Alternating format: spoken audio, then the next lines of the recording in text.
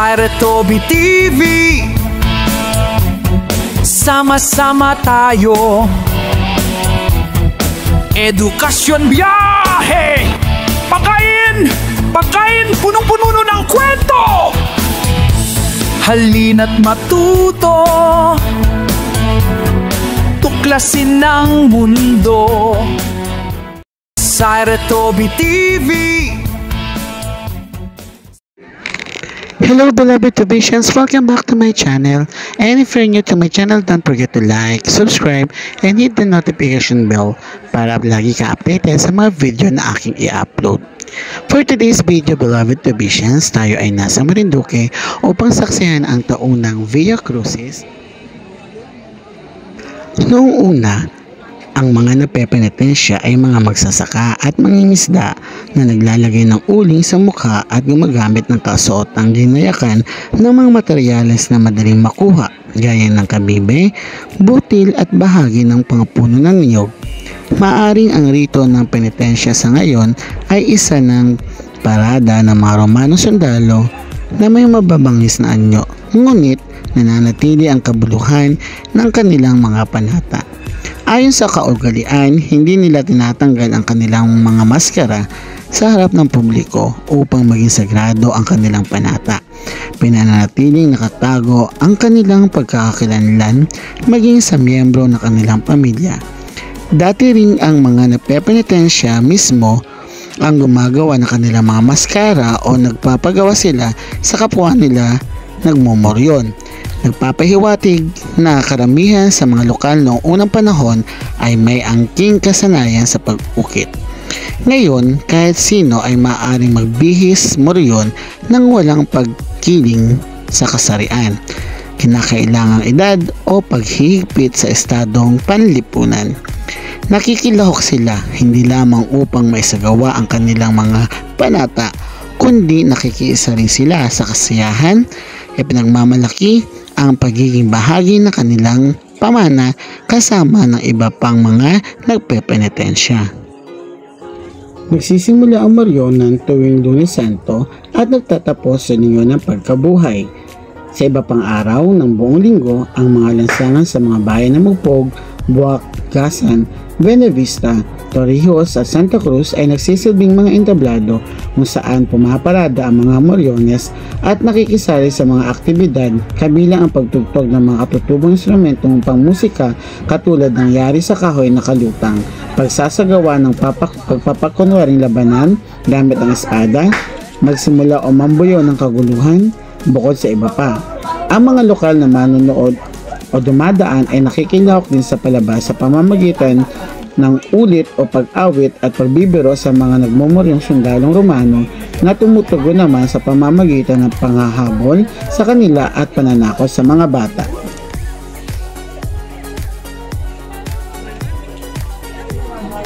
Tuwing Biyernes Santo ay sinasagawa ang Via Crucis na nagsasadula ng paghihirap ni Hesukristo. Ilang mga nagmumuryon ang kumakaladkad at lumalatigo sa taong gumaganap sa papel na Hesukristo habang nagpapasay ng krus. Kasama niya ang 2 taong gumanap sa papel ng mga kriminal na sina Dimas at Hestas na tinitiis din ang pangungutya at mga hugupit mula sa nagmumuryong sundalong Romano. Kinakailangan nilang lagpasan ang 14 na estasyon na nagtatapos sa Kalbaryo kung saan isasadula ang pagpapako sa krus.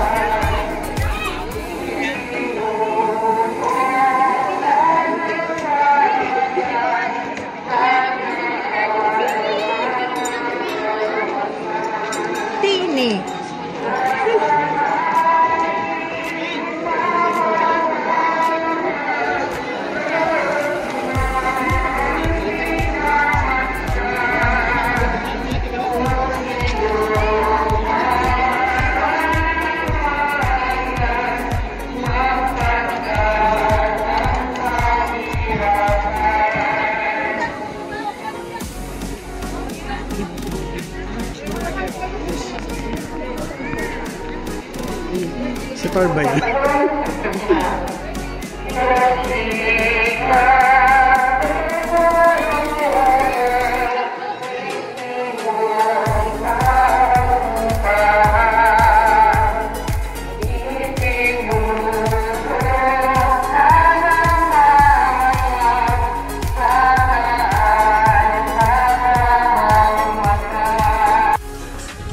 Kasunod ng Via Crucis, ang mga nagpepenitensya na hinahagupit ang sarili na tinatawag na antipo na may dugo ang likuran, braso at binti. Sa umaga, bago lumahok sa prosesyon, espiritual nilang inihahanda ang kanilang mga sarili sa sementeryo, umuusal ng dasal at pumupunta sa mga magkakadlit o ang taong nagbibigay ng unang paghiwa sa kanilang likod sa pamamagitan ng metal na talim. Hanggang sa matapos ang prosesyon, paulit-ulit nilang hinahampas ang kanilang likuran ng maliliit na piraso ng patpat na kawayan na nakakabit sa lubid upang patuloy na magdugo. Sa kaugalian, ang bilang ng mga patpat ay nagpapahiwating ng bilang ng taon sa pamamanata at nagpepenitensya. Ang paghagupit sa sarili at pagdagdag ng hiwa ay sinasagawa hanggang sa oras ng kamatayan ni Jesucristo sa ganap na 3:00 ng hapon. Pagkatapos nito ay hinuhugasan nila ang kanilang mga sarili sa ilog o dagat, hudyat ng formal na pagtatapos ng ritual ng antipo.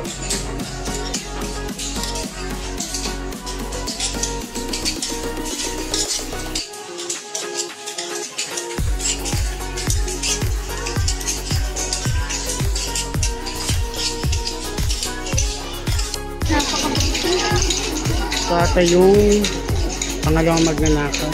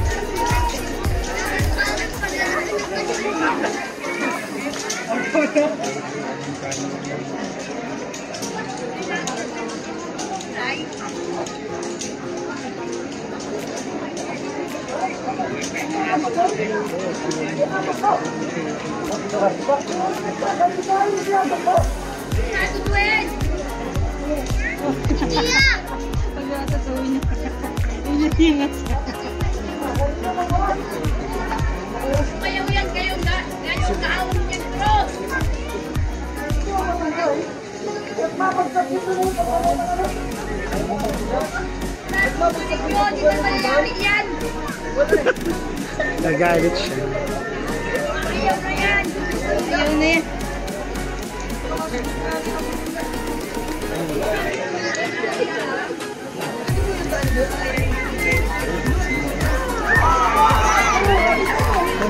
Tabaw!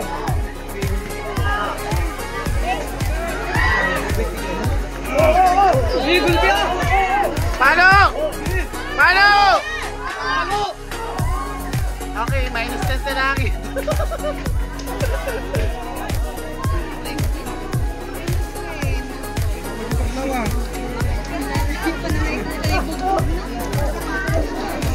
Ganda niya ate, oh.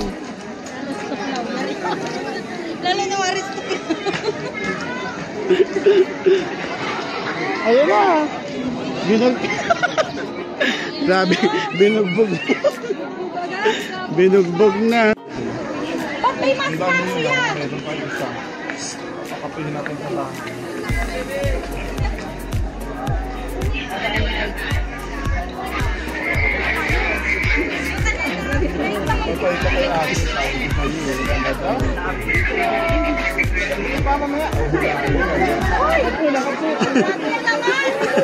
Tabi na, tabi. Ayan na! Oh my God! Tumulong siya! Oh my God! Agay!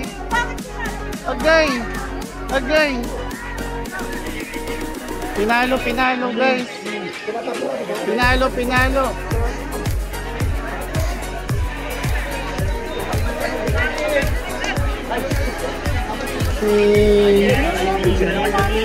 Okay.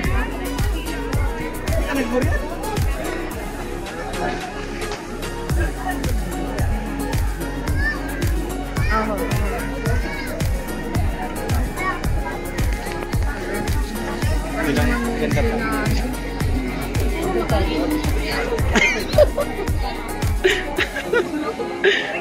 Judge. Smile. Kuya, smile ka. Smile ka din. Itigil mo yan. Ayan na, kabi. Ayan na. Ay, kawawa naman si Mami. Paano tayo makakapagpa-picture sa kanila? Ayan.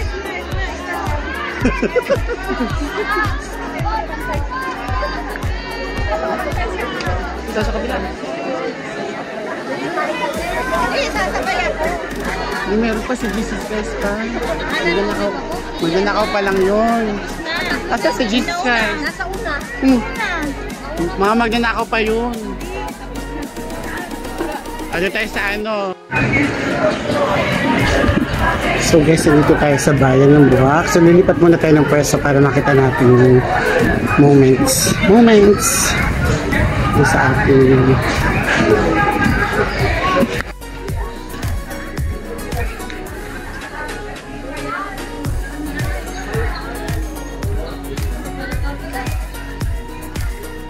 tapos yung Cathedral yung guys.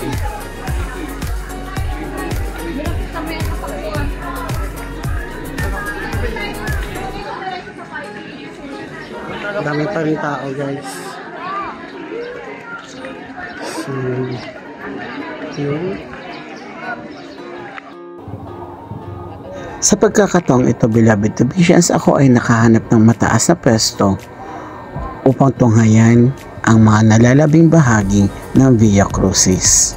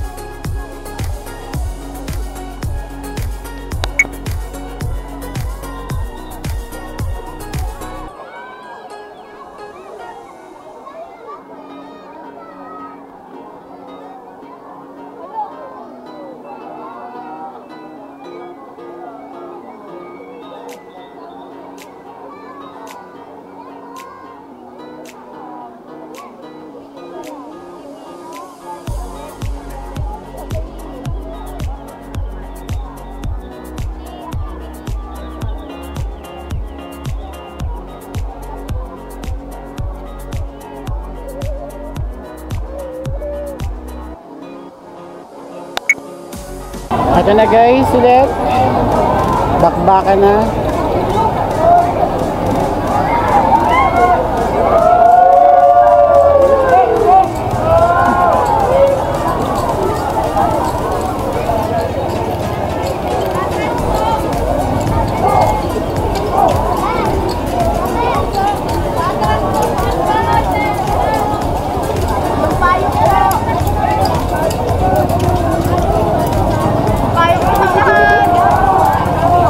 Hiniwa ng blade. Hiniwa buhay tapos yan talaga. Pinapalo. Ayun na, tumatakbo na sila guys. Tumatakbo na. More yung buhay.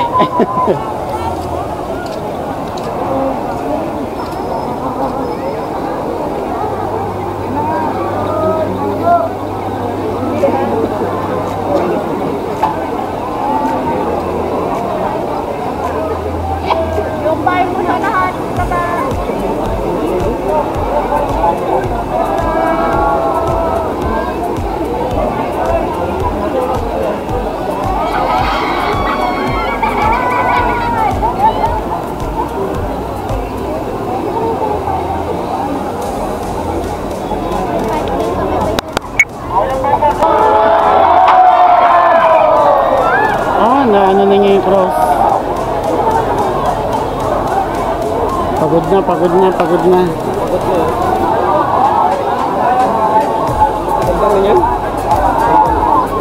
Pero siya pa rin dati, hindi.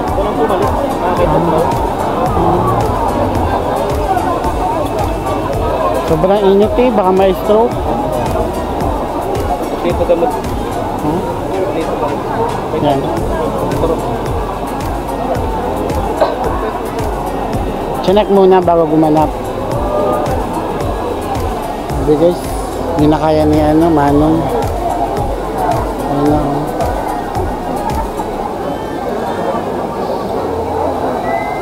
Mainit ang panahon.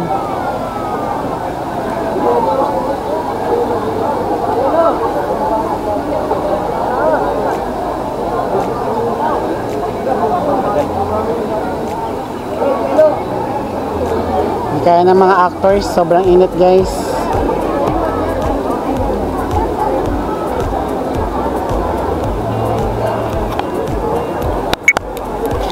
Pagod na siya, pagod na.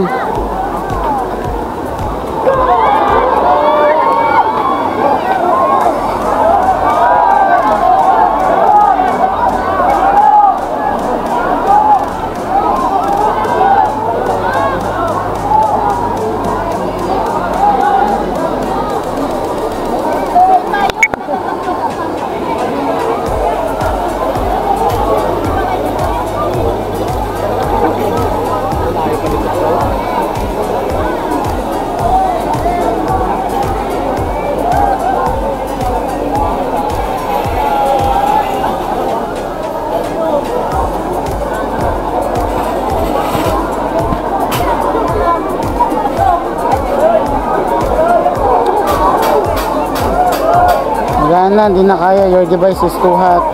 Bakit? Oo, nag-ano.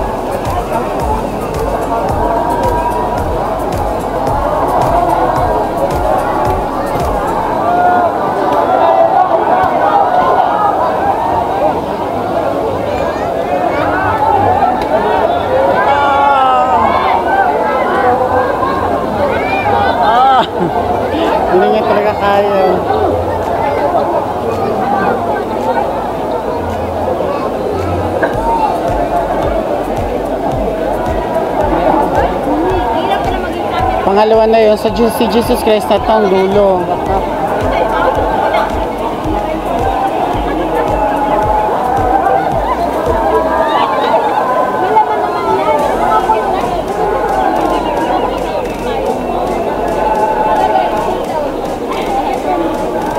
Uminit po. Nabilad eh.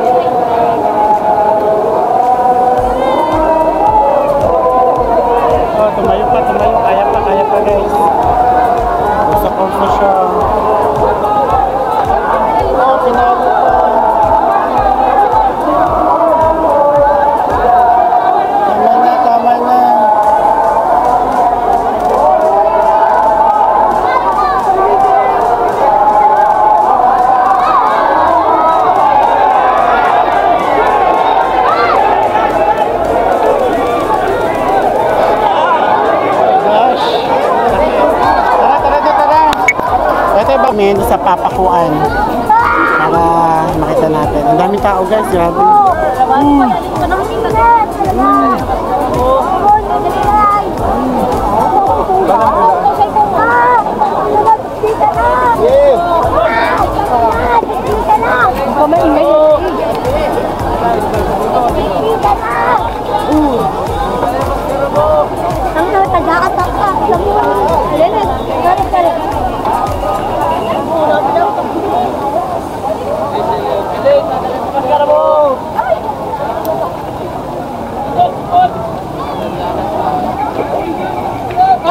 Lagi namin ko pa.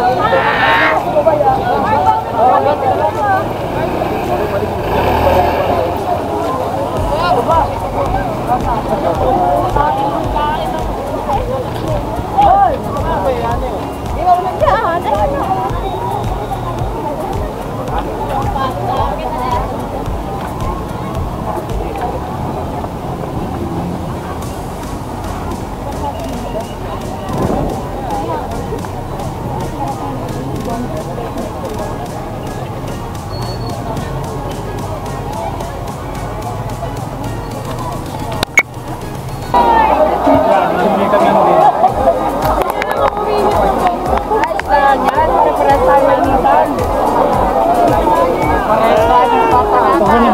payong kuya, please.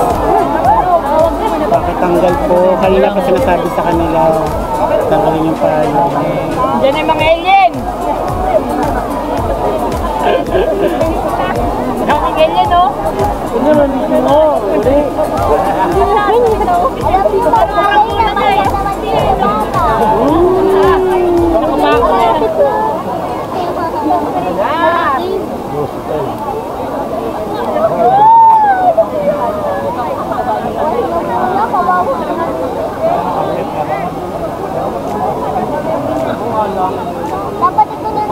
Tubig libre, oh.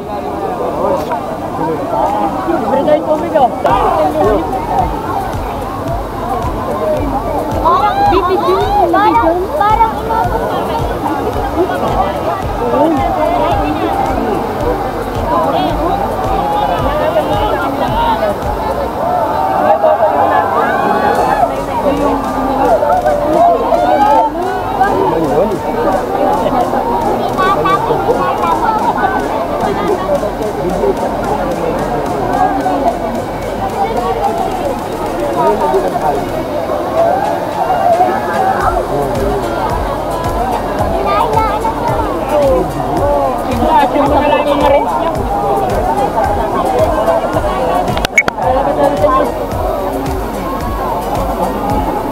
Grabe yun daw na. Lapitan eh. Mama, kung pwede yan sa hawakan sa ito.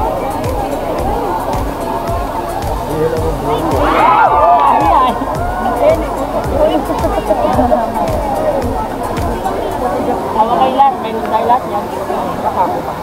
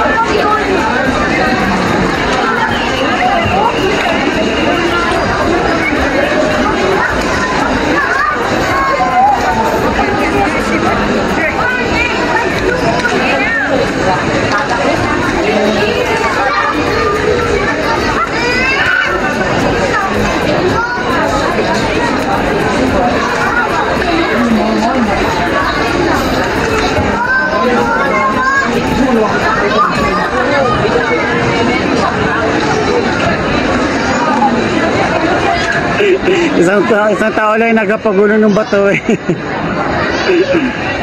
Abay.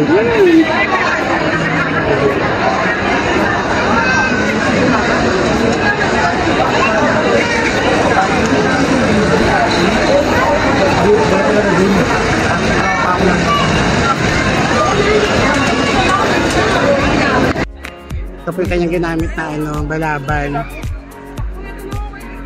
Hello.